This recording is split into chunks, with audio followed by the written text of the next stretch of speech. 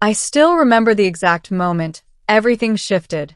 It was raining that night, one of those relentless, cold rains that seemed to wash the world clean of everything except regret. I had just locked up my repair shop, a cramped little place wedged between a laundromat and a shuttered cafe, when I saw her. At first, I thought she was just another traveler caught in the storm. She stood across the street, unmoving, her silhouette blurred by the rain. But something about her felt wrong. Not dangerous, just out of place. Like a note played slightly off-key in a familiar song. Then she stepped into the light, and I realized she wasn't human. Her skin shimmered faintly, like moonlight caught beneath glass. Her eyes were too large, too luminous, reflecting colors I couldn't even name. And yet, there was something deeply human in her expression. Fear, desperation, hope. I should have run. Anyone else would have. But I didn't. Please, she said. Her voice wasn't spoken aloud. Not exactly. It resonated inside my head, soft but urgent.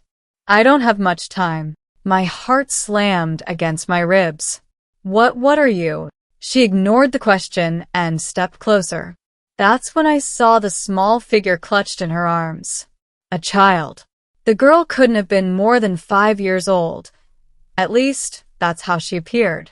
She looked mostly human, except for the faint, shifting patterns beneath her skin, like tiny constellations moving in slow motion. She is my daughter, the woman said. The rain seemed to fall more quietly around us, as if the world itself was listening. They're coming for her.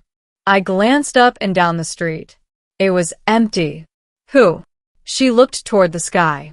I followed her gaze, and for a brief second, I thought I saw something up there. A flicker. A distortion, like heat rippling over asphalt. Then it was gone. You don't understand, I said. Why me? I'm just. Because you will say yes. That answer hit harder than anything else she could have said. Before I could respond, she gently placed the child in my arms. The girl was warm. Real. Terrifyingly real. She needs to stay hidden, the woman continued.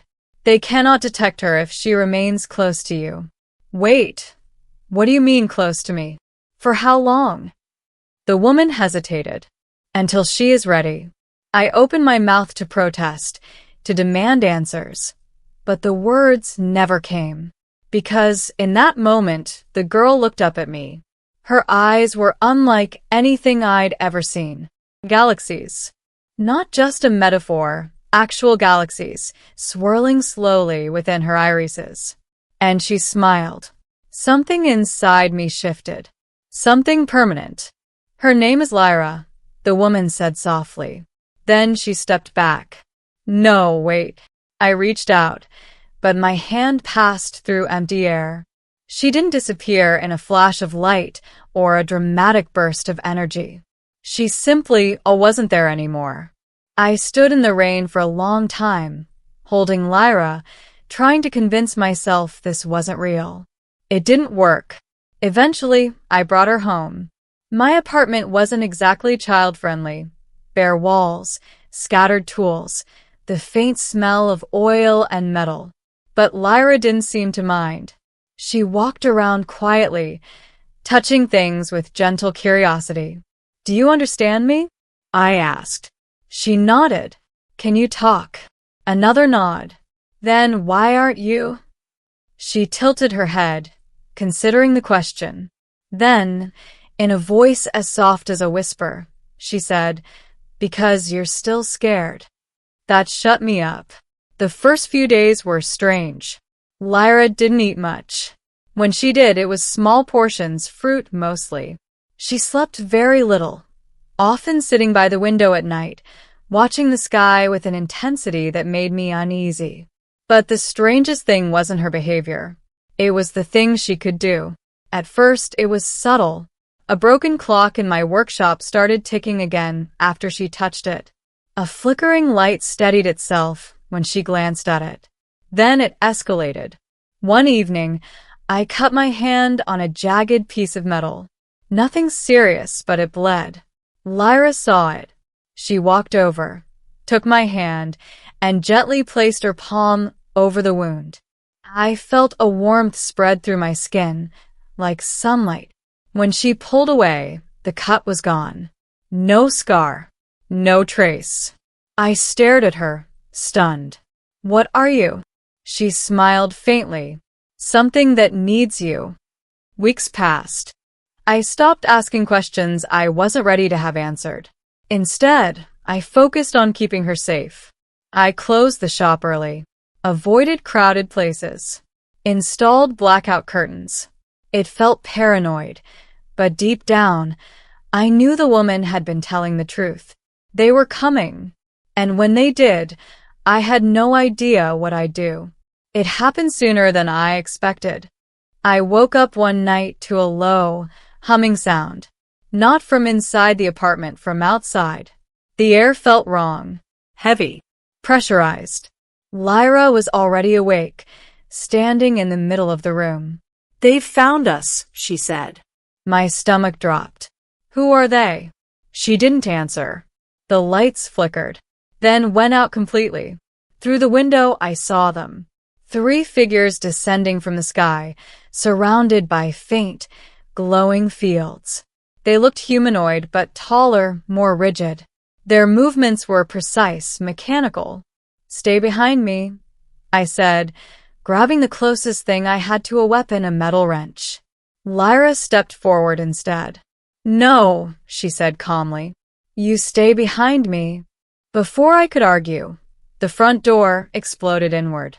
The figures entered without hesitation. "Target located," one of them said, its voice distorted, layered. "Child entity must be retrieved." Lyra didn't move. "I won't go with you. Compliance is not optional." They advanced. And that's when everything changed. Lyra raised her hand. The air around her shimmered, just like her mother's had, but stronger. The room seemed to stretch, distort, as if reality itself was bending around her. "Leave," she said. The word carried weight, not sound, force. One of the figures staggered back. "Anomaly detected," it said. The others raised their arms, and beams of light shot toward her. I shouted, but the beams never reached her. They stopped midair, suspended like frozen threads of light. Lyra clenched her fist. The beams shattered. Not dispersed, shattered like glass. I had no words, no understanding, only one realization. This wasn't just a child. This was something far beyond anything I'd ever imagined. The fight didn't last long. It couldn't.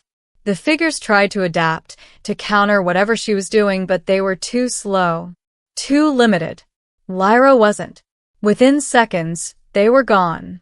Not destroyed. Just erased. Like they had never been there at all. The silence that followed was overwhelming. I looked at Lyra. She looked tired. For the first time since I'd met her, she looked like a child again.